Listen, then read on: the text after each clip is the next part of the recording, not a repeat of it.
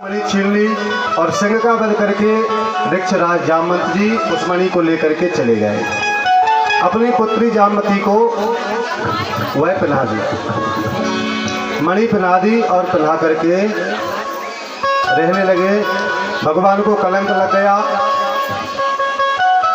कि यह मणि द्वारकाधीश ने ले ली है और मेरे भाई प्रसेन का वध उन्हीं ने करवाया है।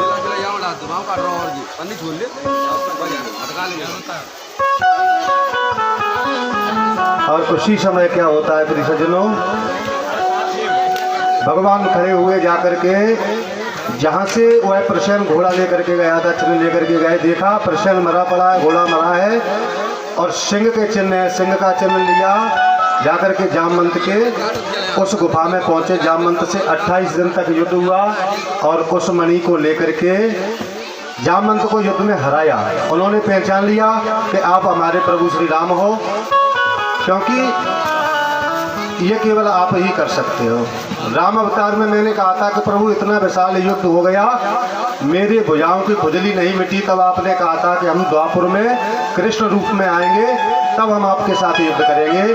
तो बिना खाए, बिना पिए, बिना रुके, बिना टुके 28 दिन तक कृष्ण भगवान का और उन जामवंत जी का युद्ध हुआ। परास्त हुए जामवंत जी, वह मणि भगवान को प्रदान की, अपनी पुत्री जामवती भगवान को दे दी। भगवान के 2 विवाह हुए, एक रुक्मिणी का, दूसरा जामवती का। तीसरे अब होता है विवाह सत्यवती। जो सत्राजित था इसको जाकर के मणि दी, कहा कि आपने झूठी चोरी लगाई, अपनी मणि लो।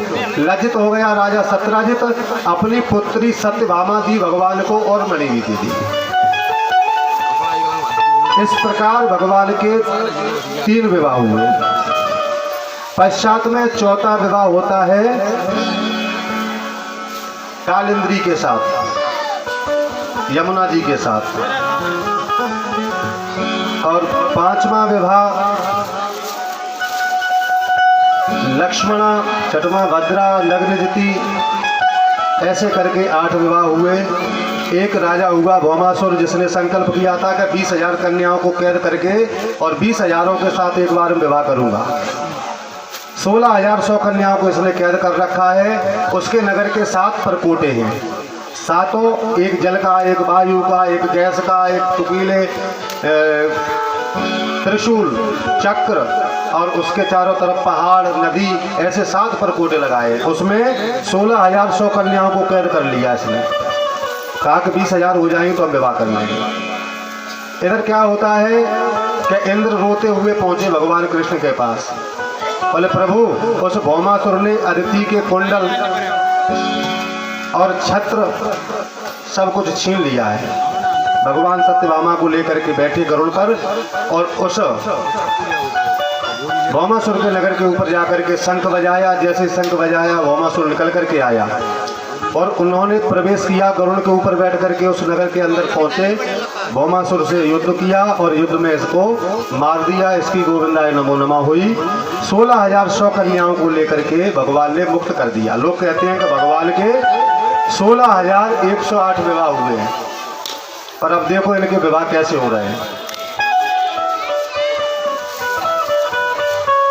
16,100 कन्याओं को मुक्त करवा दिया। कहा कि आप अपने अपने घर के लिए जाओ।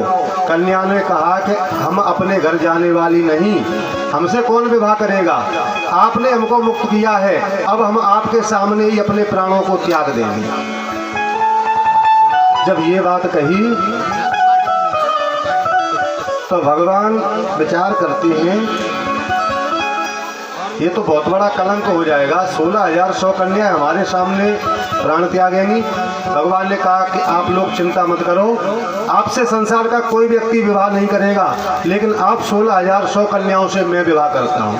अगर आप कहते हो कि भगवान ने 16,108 विवाह किए, आपसे कहीं 10 कन्या खड़ी होकर कह रहे हैं कि हम आपके सामने मरने वाले हैं, तो आप विवाह कर सकते हो? भगवान की बराबरी कोई नहीं कर सकता, क्योंकि परवश जीव सुबस भगवंता, जीव अनेक एक श्रीकंता, परमात्मा एक है, जीव अनेक है। जीवात्मा परमात्मा कभी एक नहीं होता। लोग कह देते हैं आत्मा सो परमात्मा। अगर कथा की गहराई तक जाओगे तो आपको पता लगेगा हमारे जो सनातन धर्म में जो सदशास्त्रों की रचना व्यास जी ने की है, इनका ह्रास होता जा रहा है। लोग पता नहीं अर्थ का अनर्थ कर रहे हैं और क्या क्या दिखा रहे हैं, क्या क्या परोस रहे हैं, भगवान जाने।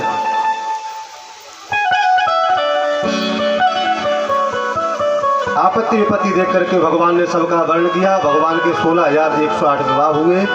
शुक्राचार्य जी कहते हैं राजन परीक्षित, इस प्रकार भगवान के 16,108 विवाह हुए।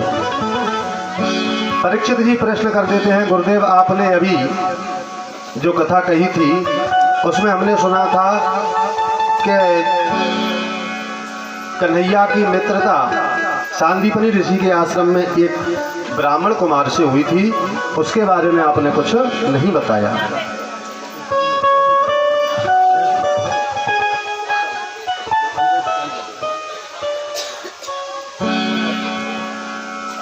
तो क्या होता है प्रिय सज्जनों, शुक्राचार्य जी कहते हैं कि राजन परीक्षित कृष्ण स्या